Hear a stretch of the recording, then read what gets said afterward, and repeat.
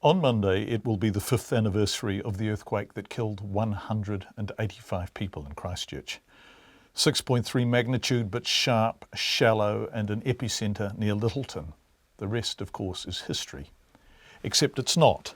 Aftershocks are still happening. The city is still being rebuilt. Insurance claims are still being settled. The future awaits, but the past keeps asserting itself.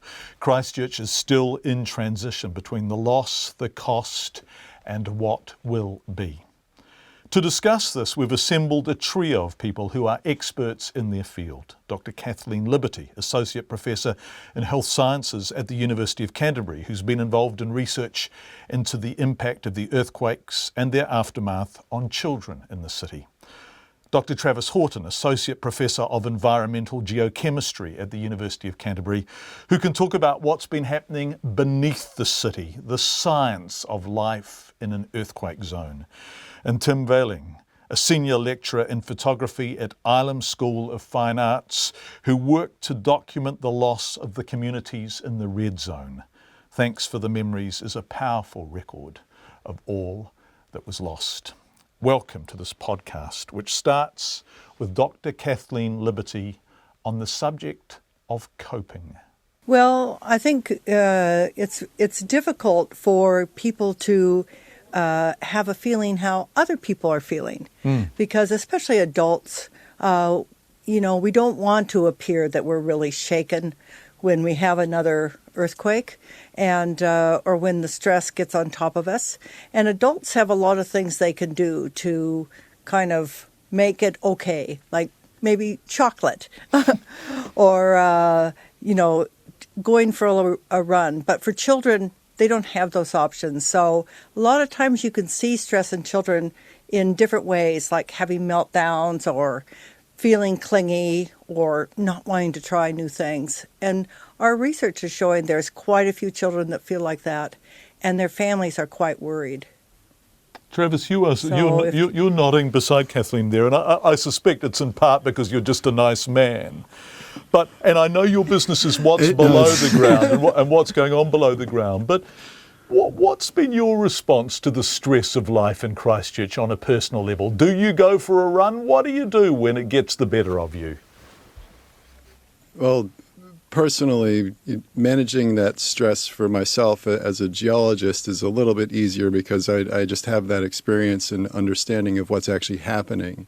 So one of the things that I try to do for my kids in our house is try to help them develop that understanding by passing on information, answering their questions. And as Kathleen said, different kids respond different ways.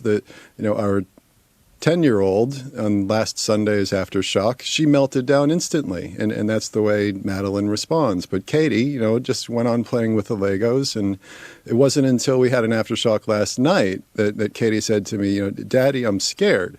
So it's the things that I can do as a geologist. I can help my own whānau and my kids and my partner, but I also help my students, I help the community, and we take our science and we try to communicate it out so that there's a better understanding, so that we can help create the platforms for the coping mechanisms and developing the mental resilience that a lot of people need. Tim, the mental resilience is not about just day-to-day survival and getting on if you're still waiting for insurance settlements or if the roads are really bad and the traffic is really slow, but it's also about grief and the loss of things. And you beautifully catalogued that in Thanks for the Memories, which was an exhibition about the red zone. What did you find about how people felt about losing their place? Well, I suppose I have to start my response to that by talking about where, everyone has a narrative around what happened to them in the earthquake, and I'm no exception. And being a visual artist, a photographer, straight after the quakes, we had a lot of liquefaction, and my wife was outside shoveling that liquefaction and helping our 90-year-old neighbour be able to drive her car back into the garage. And I'm a photographer, as I say, and a carload of young men drove past in a Subaru station wagon and stopped. And I thought, great, somebody's here to help us. And instead of getting out of the car to help us, they leaned out the car with their iPhones and photographed my wife shoveling liquefaction and sewage out of our front driveway. And at that point in time, I thought, what can I, as a photographer, a visual artist, possibly offer this conversation, or in post-quake Christchurch, what could I offer to the rebuild? And I thought, I'm going to give up.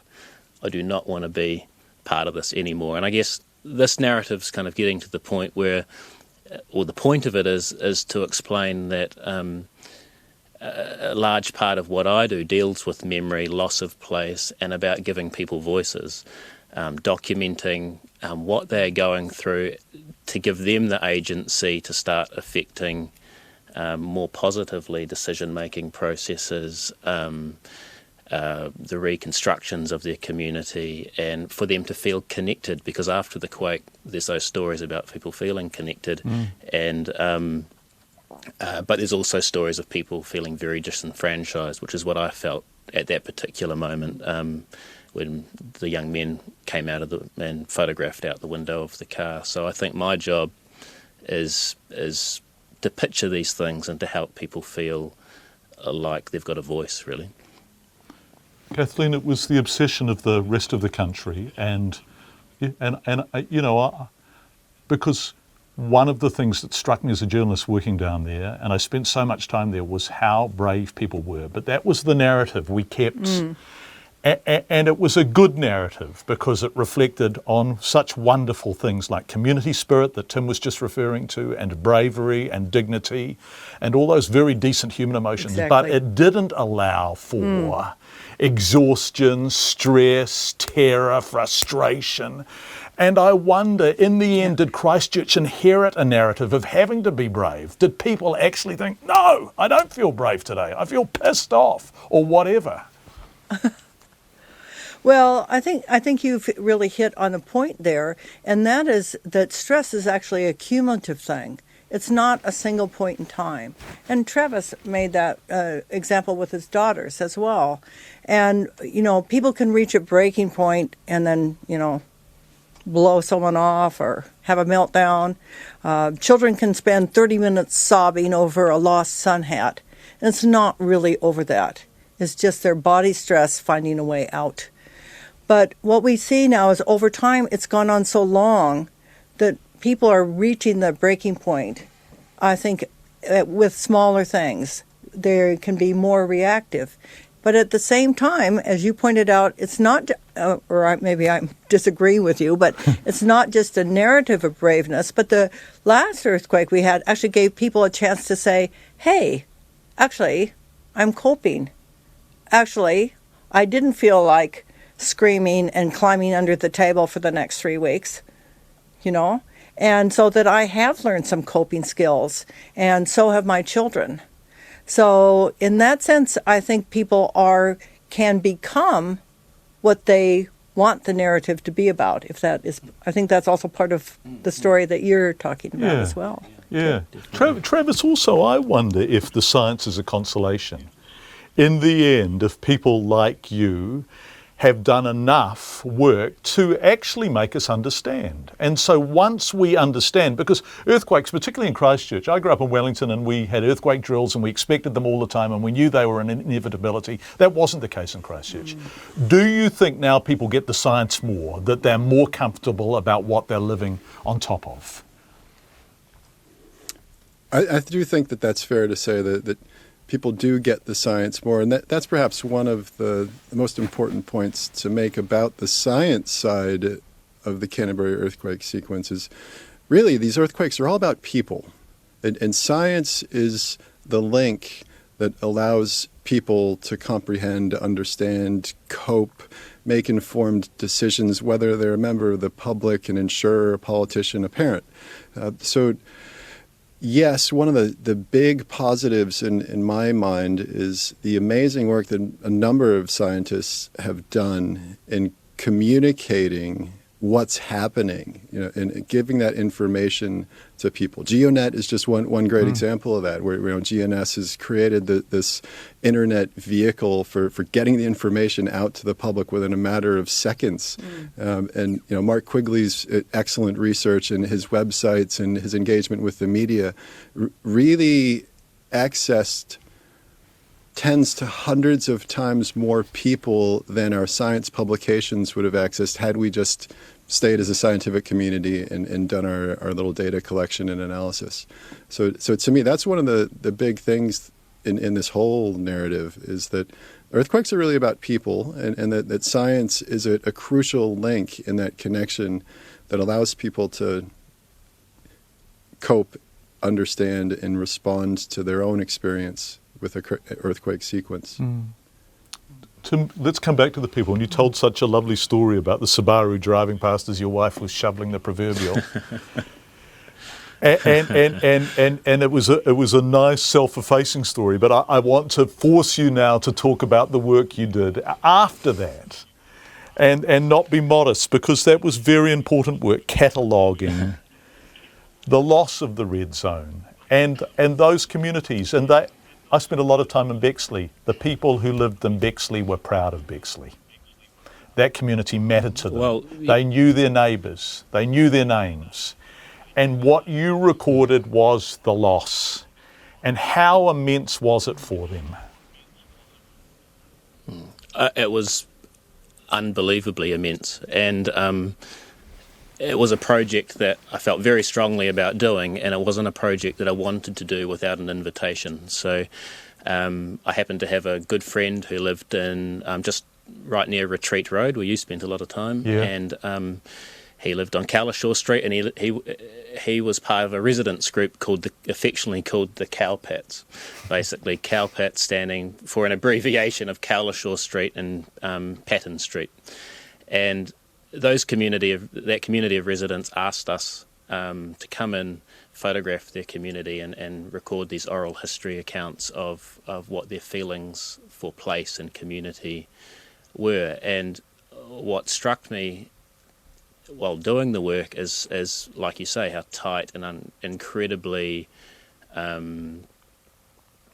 powerful, how tight the community was, how much they banded together to help one another, and how much anxiety they lived with on a day-to-day basis. And Thanks for the Memories really is an unpicking of that, what I'd call a psychological landscape of place at that particular time, over a period of time where part of the suburb had gone red zone, so unfit for infrastructure or remediation, and part of the suburb was still orange, so as yet waiting for a decision to be made by the government to tell them whether or not they could stay in the place they loved and called home, or they had to move and relocate elsewhere and lose those things that they did love. So Thanks for the Memories was a collaboration between myself, other University of Canterbury lecturer in photography, Glenn Bush, and good friend and portrait photographer Bridget Anderson. And I think the book itself is testament to a community that put up a good fight, really. They were together, and they will remain together in spirit, and whether they're all over the country now. And the red zone land that they once inhabited is still marked with domestic plantings that have been left and things that will be there forever. And those markings and that land carries the social history of the place, really. And I'm really proud to have been part of that. You have every reason to be. Kathleen, I think one of the things is that not only did people lose their homes and maybe their best china and maybe the new widescreen TV, but they did also lose the place. They lost their neighbours.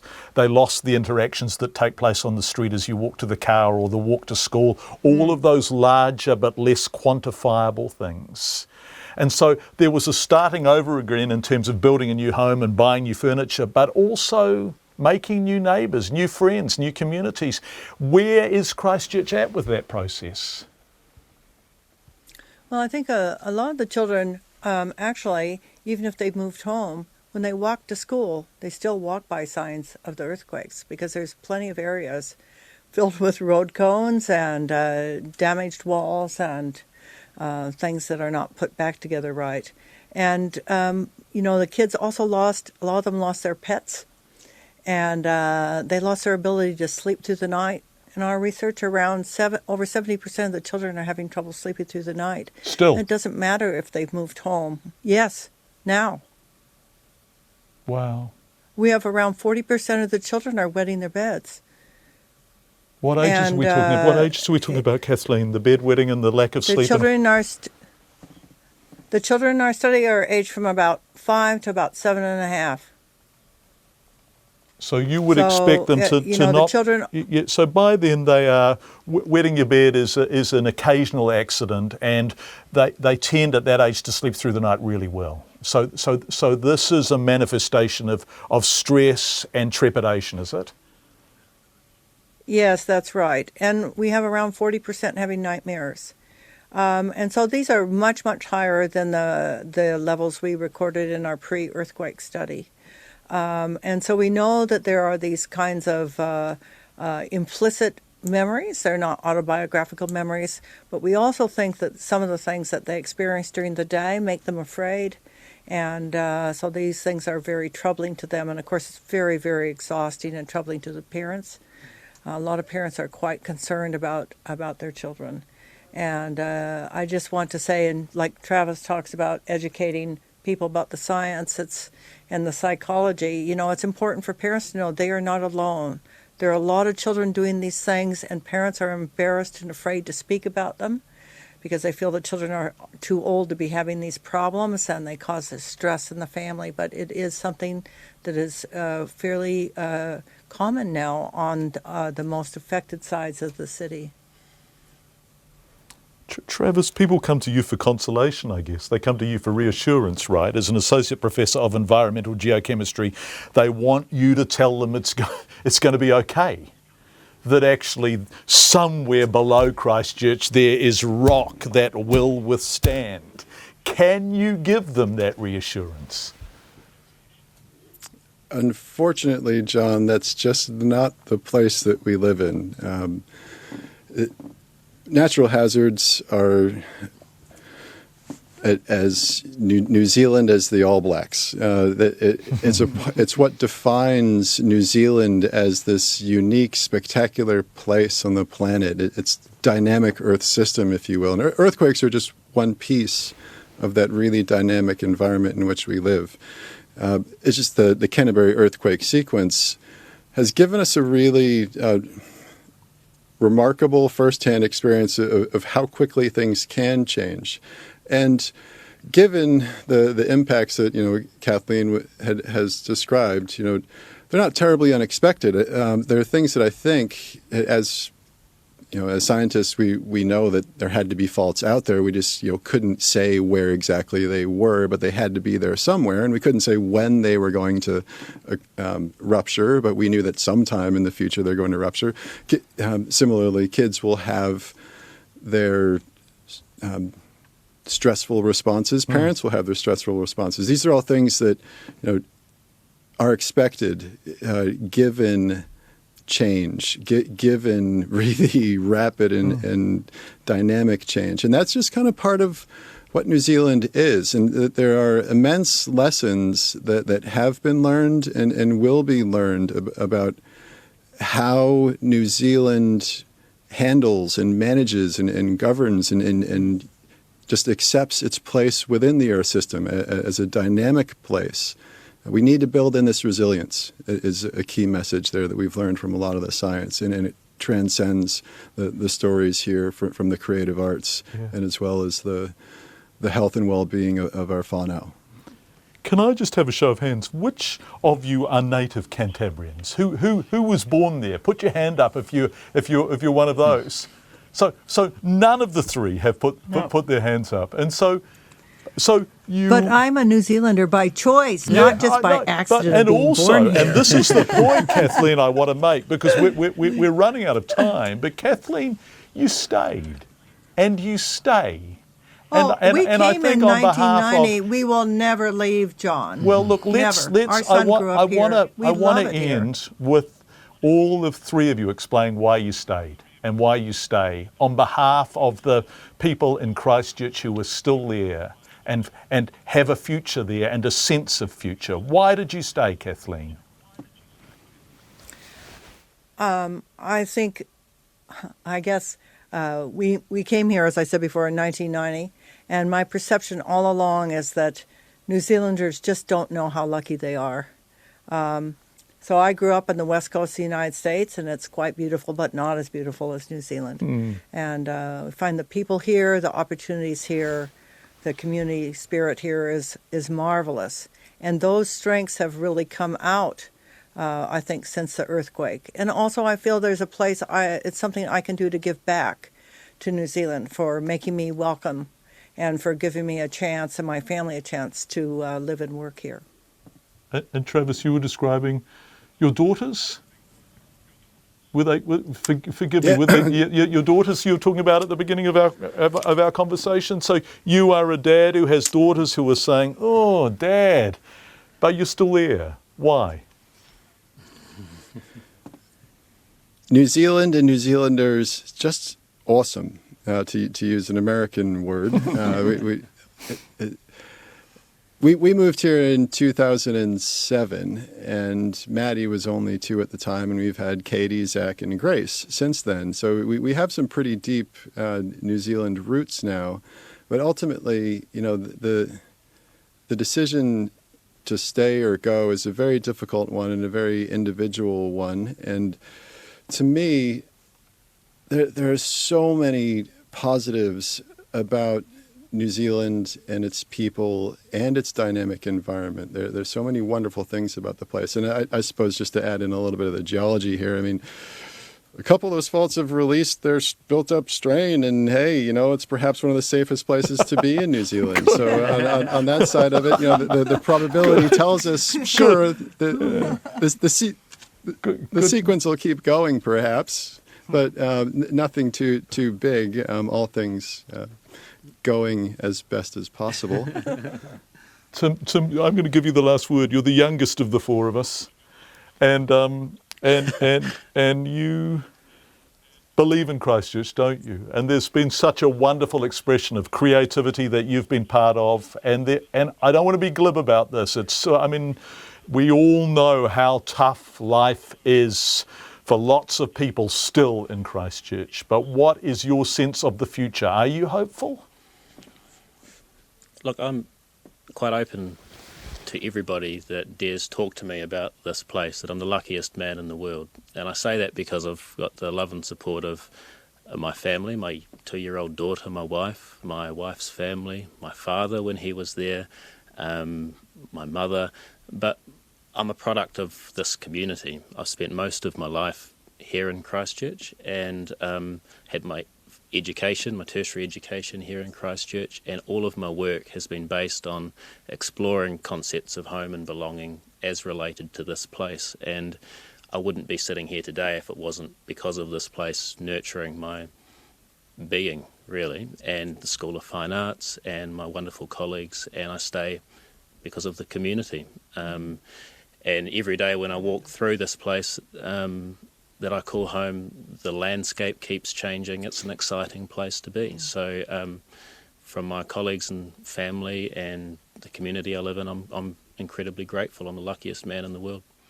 That was a Checkpoint podcast featuring Tim Veling, a senior lecturer in photography at Ilam School of Fine Arts, Dr. Travis Horton, Associate Professor of Environmental Geochemistry at the University of Canterbury, and Dr. Kathleen Liberty, Associate Professor in Health Sciences at the University of Canterbury. Thank you for watching or listening.